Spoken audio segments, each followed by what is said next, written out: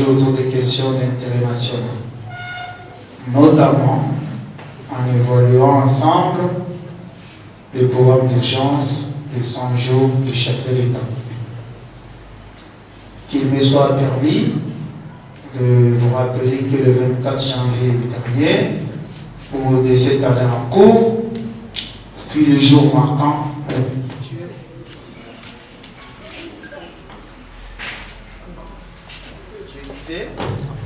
je disais, Attends.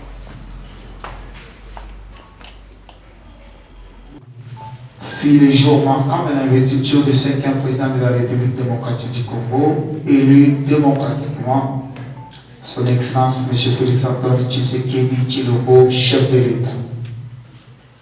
Et plus ou moins 30 jours après, c'est-à-dire son investiture, le chef de l'État a lancé les travaux d'urgence à travers un programme salvateur, dit Programme d'urgence de 100 jours, pour répondre aux besoins prioritaires du peuple, bien sûr. Sur ce, saisissant de ces mots lors de la présentation du dit programme, je cite, « Si j'ai tenu à venir expliquer ces programmes et les lancer officiellement, c'est pour donner à vous l'occasion d'en assurer le suivi.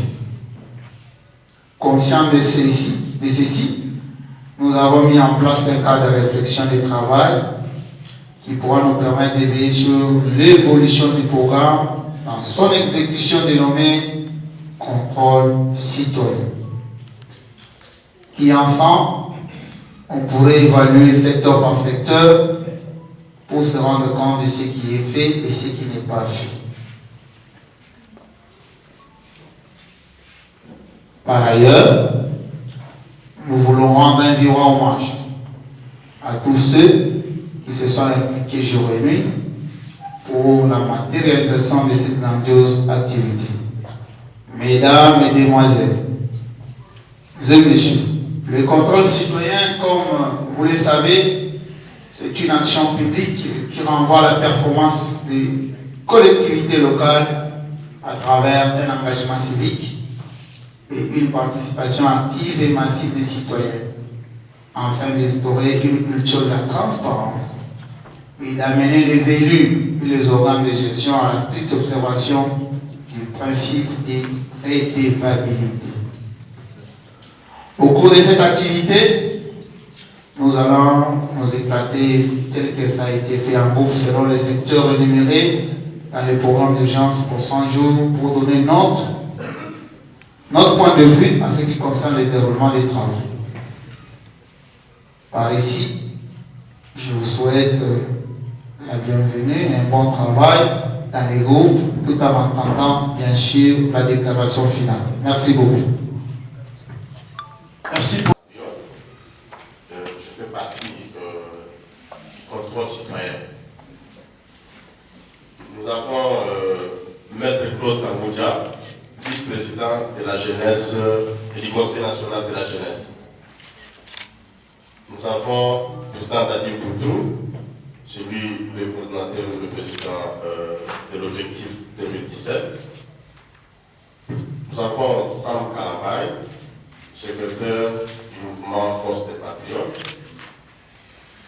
Nous avons Maître, pouvez venir de vous, s'il vous plaît.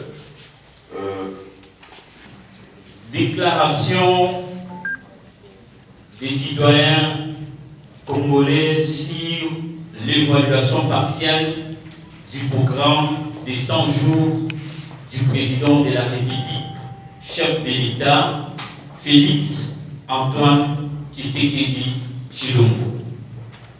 Nous, citoyens congolais, toutes tendances confondues, réunis dans les cadres des contrôles citoyens, c'est 9 mai 2019 à l'hôtel Epidei pour évaluer à mi-chemin les 100 jours du programme d'urgence de son Excellence Monsieur le Président de la République en rapport avec les secteurs clés tels qu'énumérés dans le dit programme. À l'issue de cette évaluation objective, point par point, et selon les indicateurs prévus dans ces programmes, il y a lieu de noter ce qui suit. 1. La décrispation politique, en signant une ordonnance accordant la grâce présidentielle à plus de 700 prisonniers, parmi lesquels les cas emblématiques prévus dans l'accord de Saint-Sylvestre, à l'occurrence M. Franck Djongo, Eugène Djoumi Dongala, Firmin Yangambi, les gardes du corps de Jean-Pierre Mbemba. 2.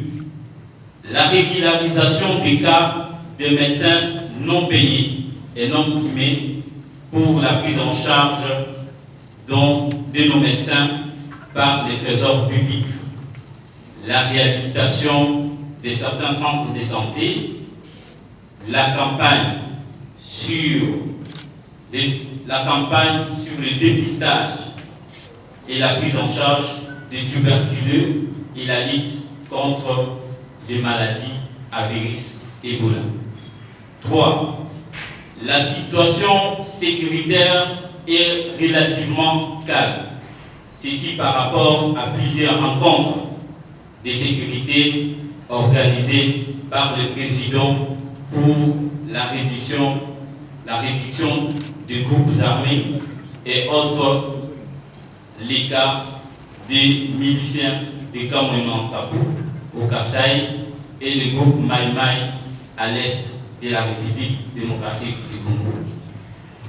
4. La libération de l'espace politique et médiatique en garantissant la liberté d'opinion, des manifestations politiques, de l'opposition bien entendu, les retours de nos compatriotes exilés, les cas de Moïse Katumbi, Sidika Dogolo, Paul Sabou et Clément Kankou et les autres. 6. La réhabilitation et la construction de routes urbaines et interprovinces, des ponts, des bacs, des sautes-moutons, les cas de pompage. 7. La lutte contre la corruption en rendant la justice indépendante contre toute ingérence étrangère, surtout politique. Le président de la République a mis les présumés auteurs des infractions de corruption et de détournement à la disposition de la justice sans complaisance.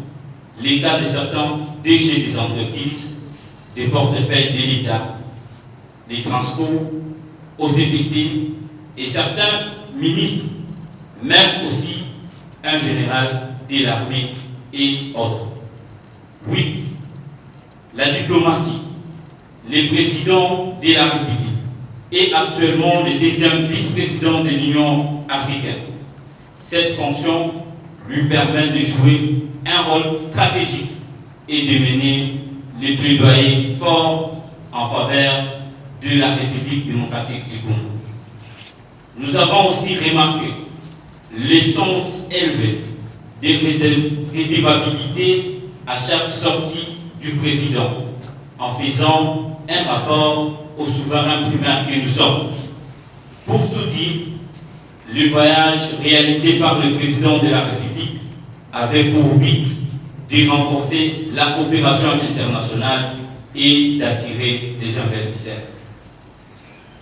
Au regard de ces travaux d'évaluation faits par différentes commissions, on peut donc dire avec exactitude et sans perdre de contexte que le programme d'urgence des 100 jours du chef de l'État est exécuté à la hauteur de 70,3%.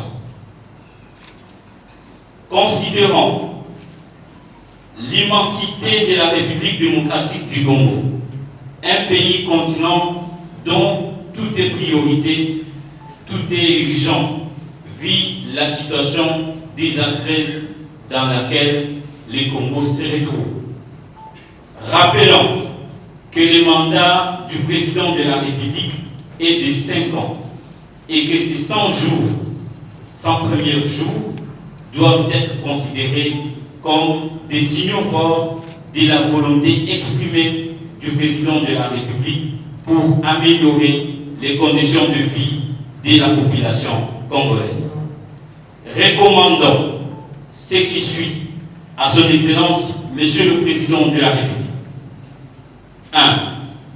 La mise en place effective du service national et de créer un cadre approprié pour les dossiers miniers, nommé donc un point focal tel que lui-même l'a mentionné dans le programme.